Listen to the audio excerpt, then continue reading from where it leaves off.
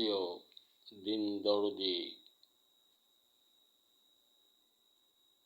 রাসূল ও আল্লাহ অনুসারী বন্ধুরা আমার, বোধ করি রাসূল করিম সাল্লাল্লাহু আলাইহি সাল্লাম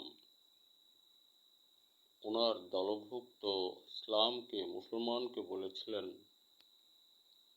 তোমরা যদি বিদ্যা অর্জনের জন্য কেউ বিদেশগামী হও, তাহলে তোমরা চীন দেশে গিয়েও। দেখুন, কথাটা মনে পড়ে গেল, কেনই বা রাসূল বলেছিলেন, আর কেনই বা কথাটা স্মরণে আসছে আজ।